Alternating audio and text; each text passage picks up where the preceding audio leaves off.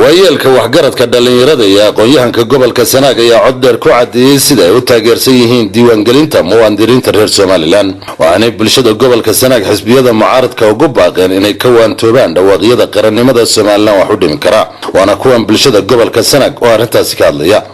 wuu rabaa kaarka dhalashada wala rabaa wala doonaya xaq baa loo leeyahay xisbiyaduna waa qaadacnay oo qallalan waa bisayl aan degdega ka muuqata dadkan jamhuuriyadda Soomaaliland maanta wixii dan u ah dawladda ayaa garanaysa dawladdaana looga dambaynayaa ayaama dhaweydna waxa la lahaa oo xisbiyada mucaaradku qaybo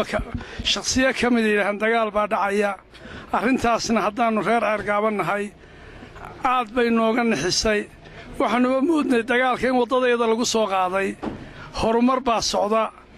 halgan dheer oo horumar loogu jiraa socda fadlan waxaanu leenahay horumarka ay naga kala ridina waxaad samoodaa inaanay dhinacna u bannaanayn qoladii mucaaradka oo diiwaangelintan degdegaana ay diidan yihiin oo leeyihiin doorashaba ay dhicin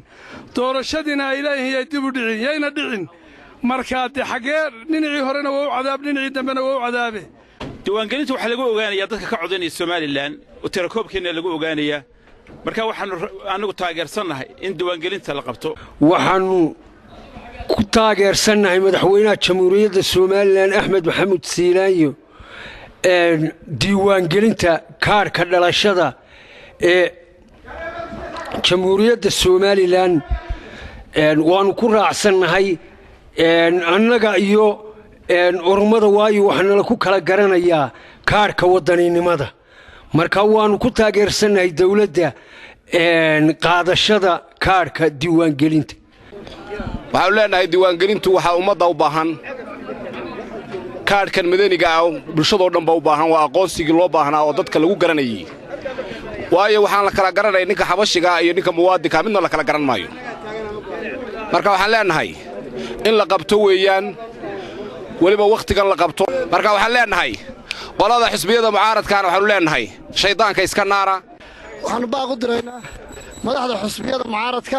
oo doonaya inay mustaqbalkan hogaamiyaan inay iska ilaaliyaan waxyaabaha u keenaya dhaliisha ayna ku soo dhawaadaan xaqiiqda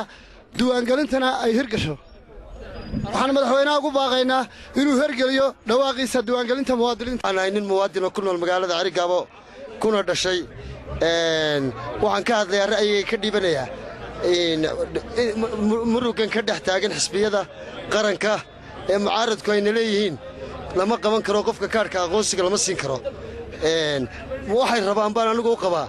madad aan muwaadiniin ahayn bay rabaan inay codeeyaan oo ay cod ka sugayaan maxaa kalsoonida u diiday inay aqoonsiga kaarka aqoonsiga iyo kaarka codeeyntaba mar la isku bixiyo waxaan halka ku taageerayaa in la bixiyo kaarka aqoonsiga waayo qofka diidan ma aha qof muwaadin maanta waxaanu leenahay haddaanu dhalinyarada reer Ceergaabanahay diiwaangelinta aad baanu u taageersanahay in dadka la diiwaangeliyo dadku kaarka dhalashada qaato waxaanu raalli ku nahay annagu diiwaangelinta soconaysa ay dawladdu wado xisbiyada mucaaradka ay hadallada kala jaadjaadka ay hadba meel ka sheegayaan diyaar uma yihiin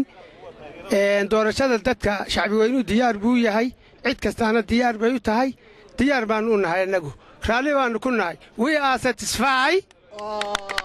this registration we are satisfied this registration of the election marka labaad waxaan u hambalyeeynaa doorashada diiwaangelinta wanaagsan ee ka socota Soomaaliland ee la bilaabi doono waan ku raacsanahay marka saddexaad waxaan leeyahay xisbiyada mucaaradka sidii loo wax mucaarad jiray wax mucaaradi maysaare markaad mucaarad aragtaa wax mucaarada waxsan ha ku mucaaradinina waxun baa lagu mucaaradaa ha mucaaradina dawladdu halgankeedu waa fiican yahay shacabkiisuna waa rabaa annaguna waa rabnaa diiwaangelintu waa sharcigii dalka taysara mirashiibiya baa jirisay fahamshiid haddaanay waxaasi jirin la kala garan maayo muwaadinkii iyo ninka soo galaaga ah mucaaradka waxaan leeyahay waa riwaayadda joojiyo dalka wixii hore uga soo dhacay waa garanaysaane dalka qalqalka ka daaya rag baana u nool joojiya qaladka ah ka wadaan dalka waxaan si mug leh u soo dhaweynaynaa diiwaangelinta madaniga ee ka dhici doonta dhammaanba gobollada Soomaaliland haddaan nahay degmada Ceergaabana si khaasan u soo dhaweynaynaa waxaan kaloo hal odhanayaa xisbiyada mucaaradka ee indhoodba ka hadlayay diiwaangelinta madaniga waxaan leeyahay waxa qurux badnaan lahaa xisbiyada mucaaradkow inaad soo bandhigtaan barnaamijyo nagaga iibsataan codka aanu idin siin lahayn laakiin waxaan u arkaa inaanay xal noqonaynin